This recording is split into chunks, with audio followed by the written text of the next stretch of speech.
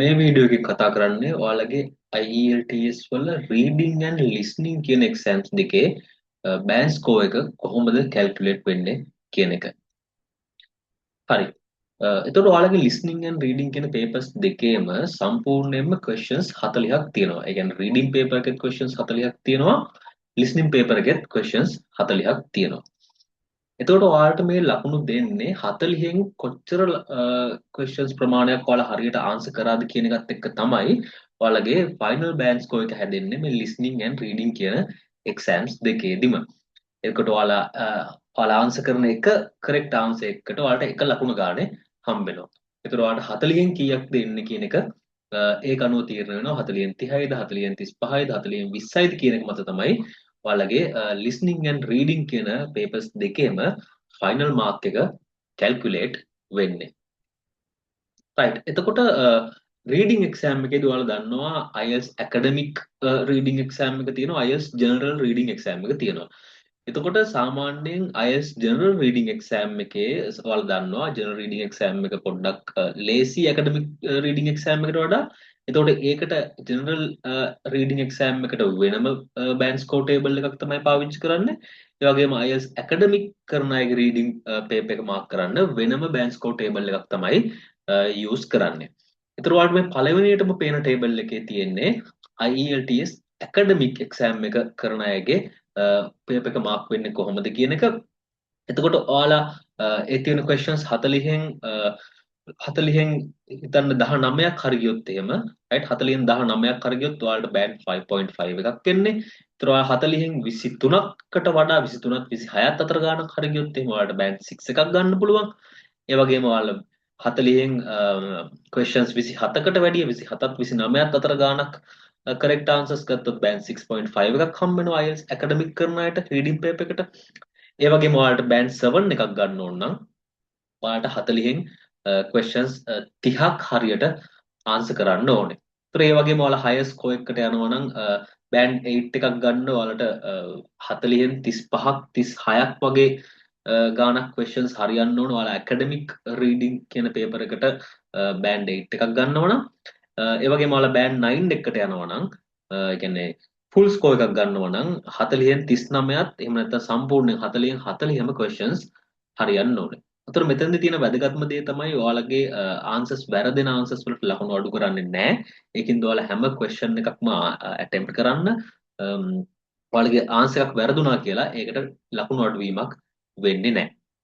එතකොට ඔයාලා දකුණු පැත්තෙන් පේන්නේ IELTS general කියන exam එකේ කොහොමද ඔයාලගේ general reading paper එකේ mark එක එන band score table එක තමයි ඔයාලට මේ දකුණු පැත්තෙන් පේන්නේ. එතකොට මේ table එක අනුව තමයි ඔයාලගේ reading paper එක ඔයාලා IELTS general exam එක කරනවා නම් reading paper එකේ score එක mark වෙන්නේ මෙන්න මේ විදිහට.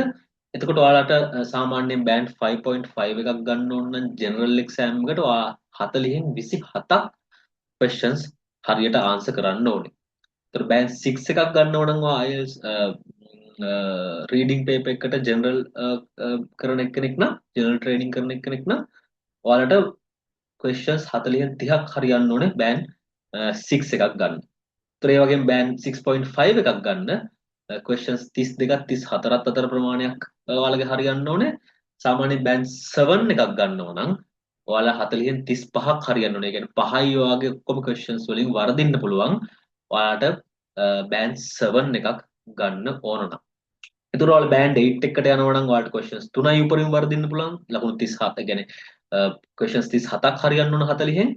band 9 එකක් ගන්නවා නම් ඔයාලට 40න් 40ම questions හරියන්න ඕන එකක්වත් වරදින්න බෑ. ඒතර ඔයාලා මේ table දෙකේ වෙනස බලන්න. ඒතර වම් පැත්තේ පේන්නේ ඔයාලා IELTS academic කරන අයගේ reading paper එක mark කරන table එක score table එක. එතකොට දකුණු පැත්තේ පේන්නේ මම කිව්වා වගේම IELTS general කරන අයගේ reading paper එක score mark කරන score කරන band score table එක. ඒතර ඔයාලා මෙතන ඔයාලට පේනවා ඇති ඔයාලා academic නම් කරන්න ඔයාලට 30ක් හරි ගියොත් band 7 එකක් ගන්න පුළුවන්. 40න් 30ක් හරි ගියොත් band 7 එකක් ගන්න පුළුවන්.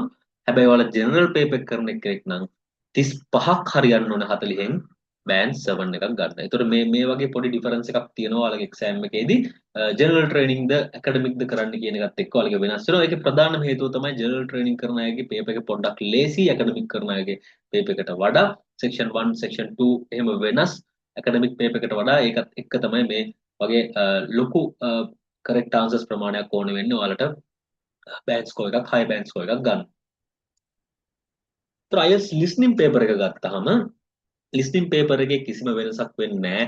ඔයාලා IELTS academic ද IELTS general ද කරන්න කියන එකත් එක්ක ඒක listening paper එකේ score එක band score table එක වෙනස් වෙන්නේ නැහැ. හැමෝටම එකම paper එක තමයි හම්බෙන්නේ.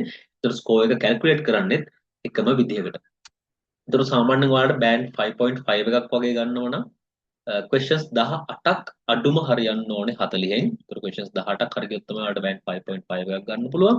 band 6 එකක් වගේ ගන්න කෙනෙක්ට නම් 23ත් 25ත් අතර questions ප්‍රමාණයක් 40න් හරියන්න ඕනේ. එතකොට තමයි ඔයාලට band 6 එකක් ගන්න පුළුවන්.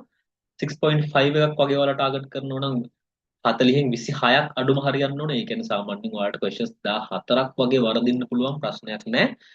හැබැයි questions 26ක් හරි ගියොත් තමයි ඔයාලට band 6.5 එකක් හම්බෙන්නේ. බෑන් 7 එකට ඔයාලා ටාගට් කරනවා නම් බෑන් 7 එකට ඔයාලට questions 40න් 30ක් හරියට ආන්සර් කරන්න වෙනවා මිනිමම්. ඔයාලා බෑන් 7 එක කරන listening ටාගට් කරන්නේ. ඒ වගේම ඔයාලා බෑන්ඩ් 8 එකක් නම් ටාගට් කරන්න listening වල ඔයාලට මිනිමම් questions 35ක් කියන 40න් 35ක් ඔයාලා හරියට ආන්සර් කරන්න ඕනේ. 35ත් 36ත් අතර ප්‍රමාණයක් හරියොත් තමයි ඔයාලට බෑන්ඩ් 8 එකක් listening වල ගන්න පුළුවන්.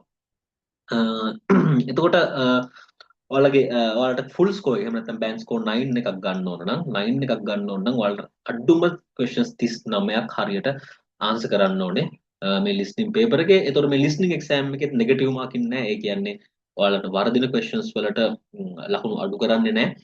ඒක නිසා හැම question එකක්ම ඔයාලා attempt කරන්න බලන්න. හරි questions වලට විතරයි marks calculate වෙන්නේ. right. ඒතකොට summary එකකට අපි ගියොත් එහෙම IELTS reading academic reading කරන අයට questions 40ක් තියෙනවා. 40න් band 9 එකක් ගන්න ඕන නම් මම කිව්වා වගේ questions 39ත් 40ත් අඩුම 39ක් හරියන්න ඕනේ. general කරන අයට reading general paper එක කරන අයට 40න් 40ම හරියන්න ඕනේ band 9 එකක් කරන්න.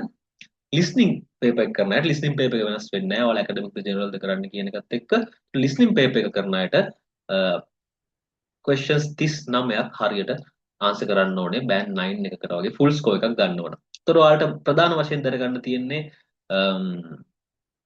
මාක්ස් අඩු වෙන්නේ නැහැ ඔයාලගේ වැරදි ආන්සර්ස් වලට. ඒතර කිසිම ඒතර ඔයාලා බය වෙන්න දෙයක් නැහැ. ඔයාලට ගෙස් කරලා වුණත් ලියන්න පුළුවන්. වැරදිකට ඔයාලා දෙන ආන්සර්ස් වලට කිසිම ලකුණක් අඩු වෙන්නේ නැහැ. බෑන්ඩ් 5.5 එකෙන් 5 එකට තමයි ඔයාලගේ ස්කෝර් එක යන්නේ. ඔයාලා ඒක දන්නවා ඇති. එතකොට reading academic and general කියන papers දෙකේදී ඔයාලගේ band score conversion table දෙක වෙනස් වෙනවා මම අර කලින් පෙන්නපු විදිහට.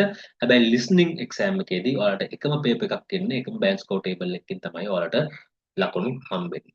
right ওই ටික තමයි මට අද කතා කරන්න ඕනලා තිබ්බේ. ඔයාලගේ listening and reading කියන papers දෙකේ final score එක හැදෙන්නේ මෙන්න මේ විදිහට. ඔයාලා ලියන correct answers. ඒ කියන්නේ හැම දෙකේම තියෙනවා questions 40ක්. ඒ 40න් ඔයාලා හරියට කරන answers correct answers ප්‍රමාණය අනුව තමයි ඔයාලගේ final band score එක හැදෙන්නේ. ඒත් ඔයාලට අපේ classes වලට join වෙන්න ඕන නම් මෙතන පල්ලෙහා තියෙනවා අපේ WhatsApp number එක. ඒත් මේ WhatsApp number එකට message එකක් දාන්න. එතකොට ඔයාලව contact කරලා ඔයාලගේ අවශ්‍ය band score එකත් එක්ක ඔයාලට අවශ්‍ය plan එක අපිට කතා කරන්න පුළුවන්. ඔයාලා classes වලට join වෙන්න අවශ්‍ය. right අදට මේ ටික තමයි අපි කතා කරන්නේ. අපි ඊළඟ වීඩියෝ වලින් තව IELTS ගැන වැදගත් කරුණු කතා කරමු.